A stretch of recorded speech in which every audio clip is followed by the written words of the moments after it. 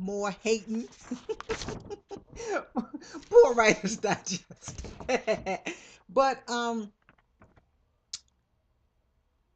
I see this advertisement, of course.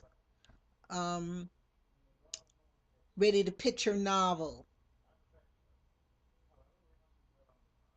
The the art of pitch, perfect your number one tool to attract agents, publishers, and readers. It's supposed to be some kind of webinar now. It doesn't say how much it cost, but I imagine it does. But all kidding aside, um, it's kind of like writing a cover letter. I suppose it's called a query letter. I don't know. Um, I guess I should. But in a way, this video vlog, I guess you call it, is though my query letter, because I'm just going to refer any agent to YouTube and let them, let them watch, because it's no way I can put Autumn in a few paragraphs to make any sense. Because as soon as I don't know, I'm not gonna say that, but yeah, yeah, I am. The problem might be that it's an interracial couple. Um, but I think there's enough women out there who would appreciate it. Enough said. But yeah, to go back to one more thing about characters and their emotions. Um, the like I was talking about the villain in Autumn. Which I started on, then I went on a tangent. When he feels resentment at being sent back to Georgia. It's the first time he's felt these kind of emotions, because when he was on the plantation he lived on was terrible. I mean, they took clothes from the dead and put them on, and stripped dead slaves and gave those clothes to new to other slaves. They were fed just garbage. The overseer would come out in the field and just throw food. The old owner of the plantation had sat down and literally worked out how much food, a formula, how much food that a slave had to eat before they fainted and couldn't work, or die and couldn't work. The women basically were, because my character has a bunch of sisters, kind of touches on that a little bit, my villain, and he has um he they're baby makers. It's a baby mill. That's all females are for. And that's also his um the ideas he has about sexuality. And he that any male slave can have any female slave that he wants, on the plantation, before the man takes it over and fixes everything up. So basically, my villain has survival and hatred and you know um scavenging, kind of these kind of mercenary emotions, just survival emotions. And then when he gets and then something happens to his um one of his so-called friends, and he actually says himself, there were no friends within slaves. There were no friends. But because this man has because my main character has married this man to make her lover jealous. He's got a house, he's got food, he's got liquor, whatever he wants. And my villain can't understand, you know why he isn't satisfied. What do you want with that girl? She belongs to a white man. She might as well be on the moon, or something like that, he says. And when finally his friend decides that he comes to this conclusion that um, he's going to end the relationship with between the master and his so-called wife, that he's not going to take this anymore, and then he ends up dying. My villain has a kind of a kind of a breakdown. He has a lot of guilt and these kind of feelings. And then he's more or less at that point driven by hate. He's driven by confused hate. That's the word I'm looking for. He can't understand why he wants to punish this woman for something he knows she didn't do, except she represents something. See, that's the thing. She represents, even though she's black and is a slave, she represents a lifestyle he can never have. She represents this. And then she leaves the plantation and goes out west to even better life.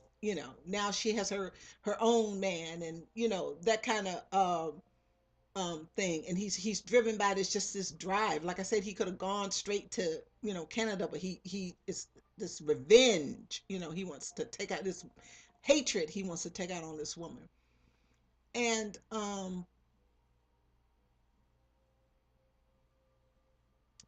uh when he gets after he gets and then when he goes after her, he has a sense of satisfaction for about an hour, about 2 hours, that he has this sense of uh, uh, empowerment. He's caused all this confusion. He's caused all this destructions. He's caused all this stuff, and he's never had anything to lose before besides his life. He's never had anything to lose. All right, then he goes through the emotions of kind of um, after he's captured and he's in jail and he's sobered up and he's eating 3 meals a day and he's getting exercise, and he starts um, reaching for that manhood that's within him, and he decides that he resents. It's a new emotion to him to be resentful. How dare he send for me to be packed back to Georgia like I was you know you know a package or something. How dare he just on a whim decide he wants me back, and then that's what's going to happen. And it's a new feeling for him. It's a new sensation to have something to live for, who want to live, and he resents the fact, okay, even though he knows he's going to hang, that his judgment isn't in the town where he lived. His judgment is in his judgment will be in another city, in another, the place where he was born. Actually, he goes back to Georgia. In the new book, because I don't have a lot of it down, I have a kind of have a handle on her emotions as far as she's concerned. I think, um, well, of course, she's having an affair with a married man, and that ain't right. But she kind of um, compartmentalizes that. Um, when the she has a lot of guilt when the woman that is going to the concentration camp leaves her children with her. She has a lot of guilt about that. And then she has this fierce desire to protect them like she would her own child, because they are her daughters, um brother, half brother and sister. All right, then she has all the emotions surrounding being famous, being one of the famous people in Paris, and having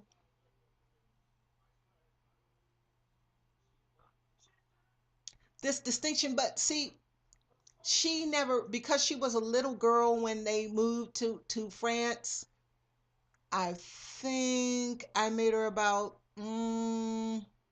4, something like that, maybe 5, something. I can't figure it out. She doesn't really know what black people are going through back in America, in the South in America. She doesn't remember. Her parents tell her, she reads things, she newspaper articles, that kind of thing. She knows, quote unquote, what goes on, but she doesn't really. And in a way, she's kind of like my other character, in Autumn. She's lived a privileged life, wherein my World War II girl, she then all of a sudden this war, this is big. That's why I said she doesn't have an antagonist. She doesn't need an antagonist. She has the war. The war is her antagonist. That all of a sudden here's this powerful, just big, monstrous thing that takes over her life. And then it doesn't really concern her either. Yeah, yeah. Paris is occupied, France is occupied. There's a Vichy government, that kind of thing. She has, but it doesn't affect her. You know what I mean. She's still living her life. She's still doing the things she does, until her lover and his wife, are transported. And when they get, like I said, when they get to the camp, he writes her. They used to make people. Oh, excuse me, guys. Sorry, I've been fighting that yawn for the last half an hour, and I don't know why I'm tired. Yes, I do. I did a lot of running around today.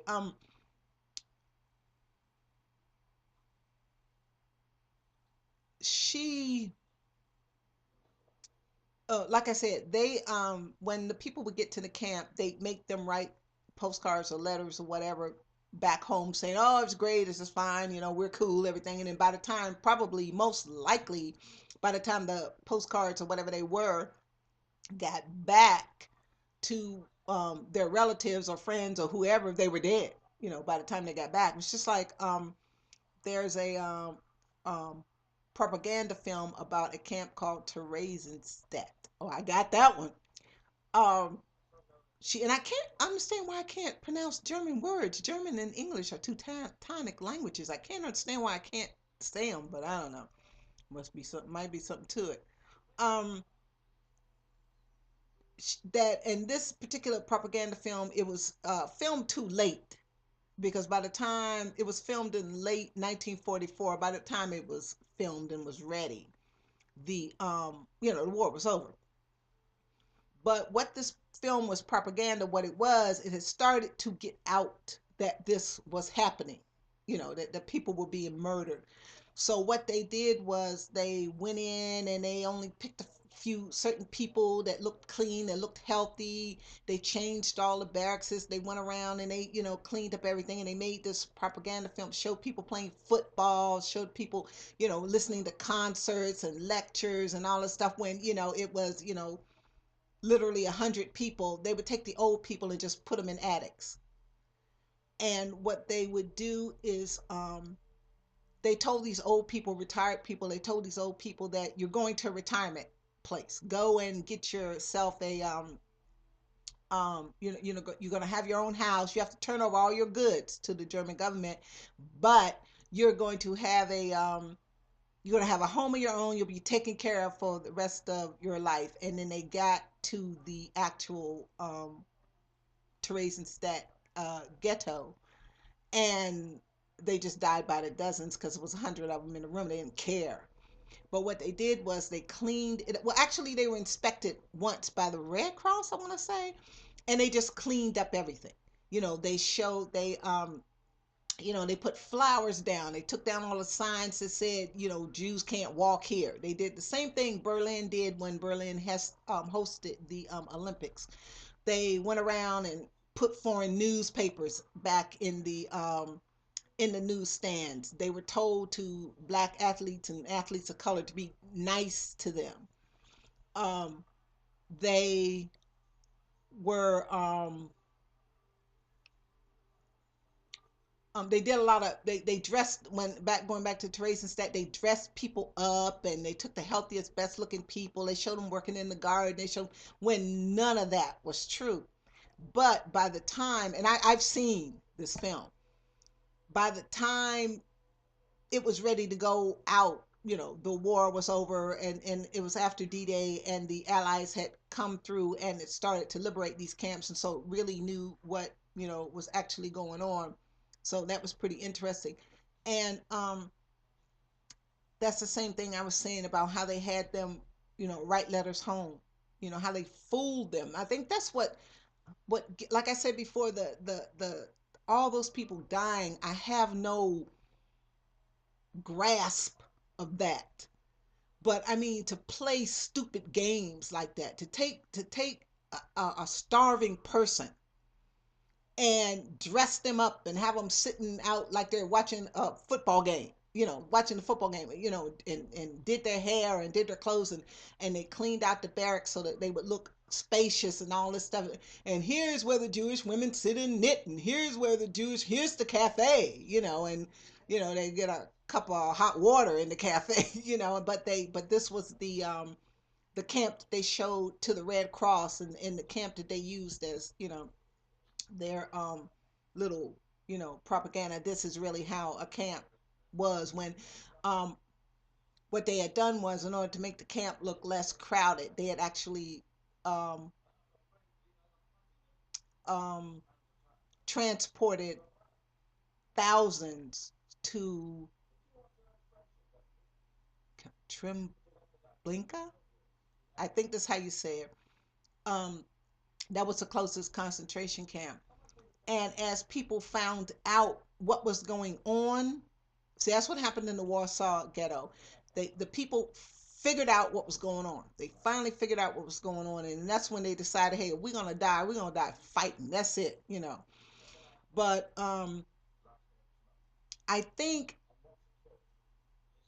that's a really creepy part to me. That was really something really creepy to write, because here's this man trying to tell this woman that's apparently meant a lot to him. She was just his mistress, but she meant a lot to him, and she is actually taking care of the children. And he wrote, but that's where I got the idea from, was what and he actually writes, thanks for taking care of the pets, because he, of course he can't say, because of course they read them, you know and of course he couldn't say thank you for taking care of my children, we're about to die. So he has to round about this kind of thing. And see, that is one of the ACOA traits that helps a writer. We're not used to direct communication. You communicate around the alcoholic.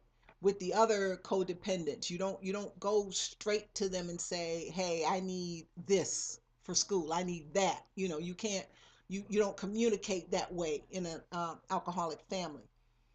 um you don't communicate like that. You roundabout communicate, like I said before, like 100 times before. We guess at what's right. But that helps me a lot when I have to do some weird roundabout crazy stuff. It does a lot. That does a lot. That kind of weirdness kind of does a lot to empower me to write certain things. um Now, my male lead character, the officer, he doesn't change, because I was determined not to write evil man turns um into saint because the love of a black woman. No, he still does his job. He still does what's expected of him. He still follows orders until the end. And I don't know, I have to have some kind of catalyst. I have to have something happen. I don't know what. I have to have something happen that snaps him out of it. That snaps him out of it. Because he, and a lot of the conflict that he has is with his father, because like I said before, his mother's side of the family is the military family. His side of, his father's side is all artists and photographers, and I think I am going to make his dad a filmmaker. And I'm thinking to make his father, you know what, that could be it. So they could arrest his father or something for making subversive films, which in Nazi Germany, a subversive film was anything that wasn't, who ugly, or blonde girls stomping around, you know. And so I think maybe I don't know. I don't know. I'll have to figure it out. But maybe something could happen to his father. Maybe his father could get in trouble for not, making propaganda films, or something like that. Um, okay, I'm gonna stop, and then I'm going to listen to this one, and I'm gonna start getting my dinner ready, because of course every time I do this, it's like dinner time. And I will be back, I think, for one more. That's it. I'm getting kind of